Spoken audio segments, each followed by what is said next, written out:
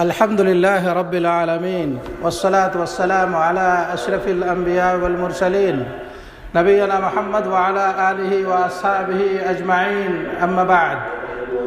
معزز دین و ملی بھائیوں، تمام تعریفیں اللہ رب العالمین کے لیے ہیں، ہم اس کی حمد و ثنا بیان کرتے ہیں۔ صلاۃ و سلام عرض ہو ہمارے محبوب نبی محمد صلی اللہ علیہ وسلم پر اور ان کے آل و اصحاب پر اما بعد۔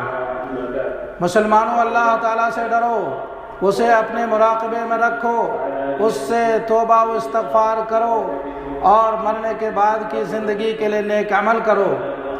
دینی بھائیوں، یہ جان لو کہ ہر مسلمان مرد عورت پر ہر بھلی بری تقدیر پر ایمان لانا واجب ہے۔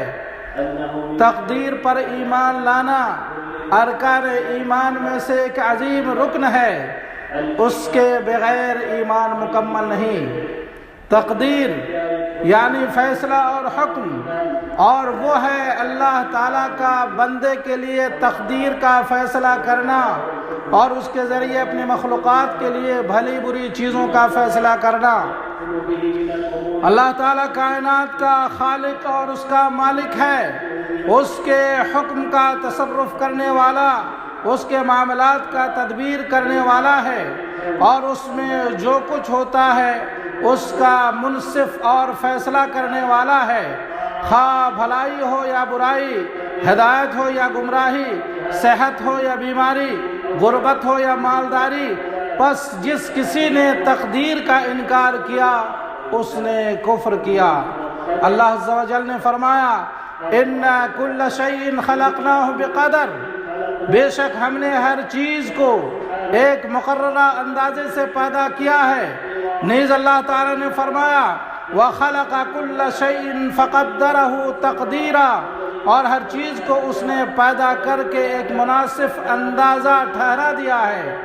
مزید اللہ تعالیٰ نے ارشاد فرمایا، سبح اسم ربک الاعلی الذی خلق فسوی والذی قدر فہدی، اپنے بہت ہی بلند رب کے نام کی پاکیزگی بیان کرو، جس نے پیدا کیا اور صحیح سالم بنایا، اور جس نے ٹھیک ٹھاک اندازہ کیا پھر راہ دکھائی۔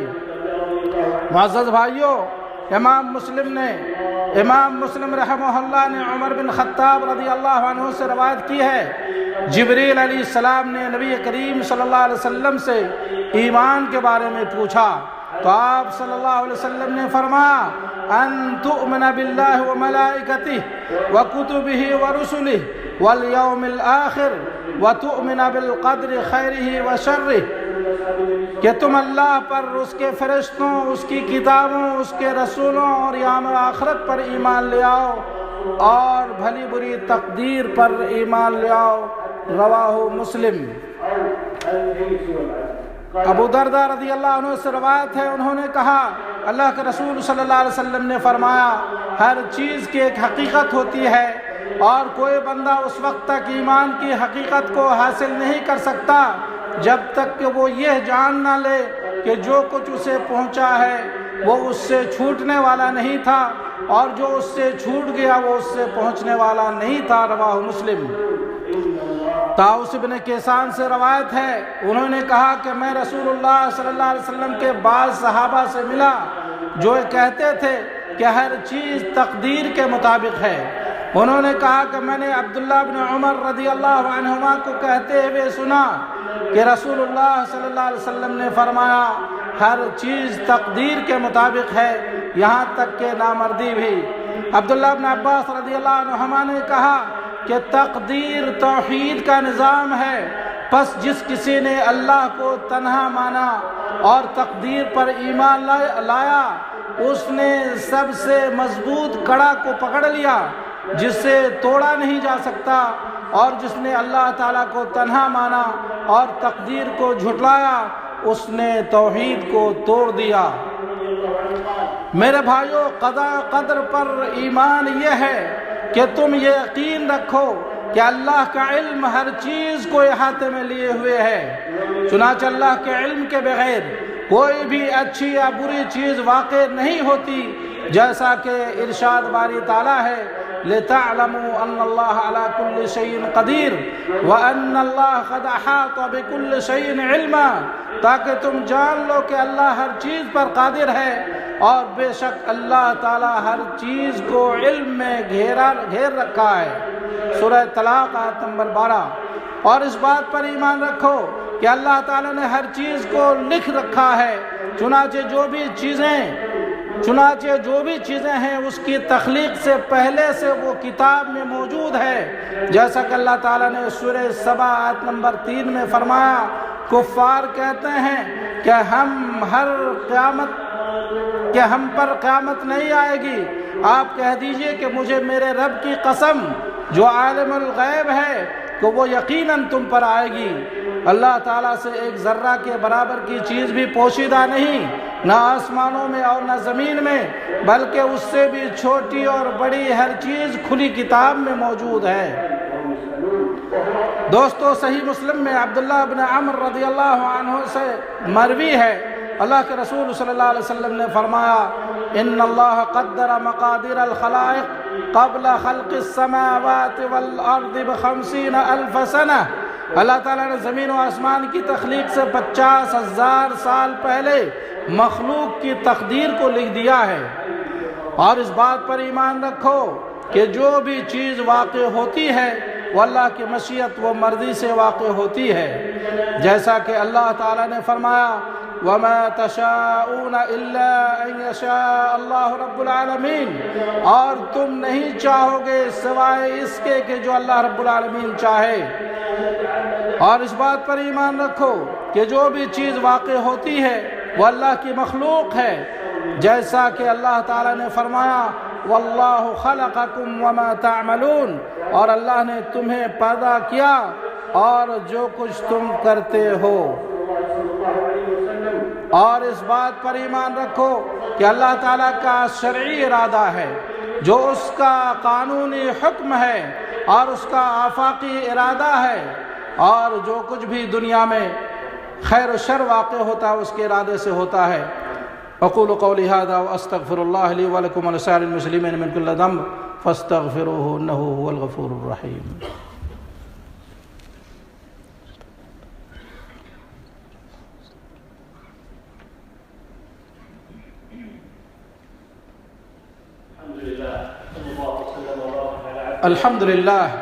الحمد للہ وکفا وسلام علی عبادہ الذین اصطفیٰ، اما بعد۔ معزز دینی بھائیوں، تقدیر پر ایمان کے بڑے فوائد ہیں۔ تقدیر پر ایمان لانے کے بہت زیادہ فوائد ہیں۔ ان میں سے ایک فائدہ یہ ہے کہ اس سے اللہ پر ایمان مضبوط ہوتا ہے۔ ان میں سے یہ ہے کہ اللہ کی شریعت اور اس کے حکم پر ایمان لانے سے اچھے اور برے ہر حال میں استقامت حاصل ہوتی ہے۔ تقدیر پر ایمان کا ایک فائدہ یہ ہے کہ اس سے وہ جانتا ہے کہ جب وہ اللہ کے پاس جائے گا تو اللہ تعالیٰ اسے اپنی رحمت اور معافی سے نوازے گا۔ اور ان میں سے یہ ہے کہ صبر کے ساتھ مشکلات کا سامنا کرنا اور اللہ سے اجر کی امید رکھنا، یہ قضاء و قدر پر ایمان کی وجہ سے ہے۔ اور ان میں سے یہ ہے کہ انسان کو اپنی قدر و منزلت کا علم ہوتا ہے، کیونکہ وہ جانتا ہے کہ اس کے معاملات اللہ کے ہاتھ میں ہیں اور وہ غیب نہیں جانتا، پس وہ ہمیشہ اللہ سے امید رکھتا ہے اور اس سے ڈرتا ہے کہ اللہ اس کی حفاظت کرے اور اس کو اس چیز کی توفیق دے جو اس کے حق میں بہتر ہے۔ تقدیر پر ایمان کا ایک فائدہ یہ ہے کہ مسلمان کو اللہ سے مایوسی اور اس کی رحمت سے نا امیدی سے نجات ملتی ہے۔ میرے بھائیو، تقدیر پر ایمان لانے کے ایک فائدہ یہ ہے کہ بندہ اللہ سے توبہ کرتا ہے اور گناہ و معاصی کے ارتکاب سے ڈرتا ہے۔ اس کا ایک فائدہ یہ ہے کہ وہ گناہوں سے ڈرتا ہے، اس لیے کہ وہ جانتا ہے کہ اس کے اعمال کا محاسبہ ہونے والا ہے۔ اخیر میں اللہ سے دعا گو ہوں کہ وہ ہمیں اچھی بری تقدیر پر ایمان لانے کی توفیق عطا فرمائے، آمین یا رب العالمین۔ دوستو آئیے اب ہم اپنے محبوب نبی محمد صلی اللہ علیہ وسلم پر درود و سلام پیش کریں۔ اللہم صلی وسلم علی نبینا محمد وعلی آلہ واصحابہ اجمعین۔ یا اللہ تو اپنے محبوب نبی محمد صلی اللہ علیہ وسلم پر درود و سلام نازل فرما، ان پر، ان کے آل و اصحاب پر اپنی رحمتیں نازل فرما۔ یا اللہ ہمیں اپنے نبی کی محبت نصیب فرما، یا اللہ ہمیں اپنے نبی کی محبت نصیب فرما، ظاہر و باطنی طور پر ان کی سنت پر عمل کرنے کی توفیق عطا فرما۔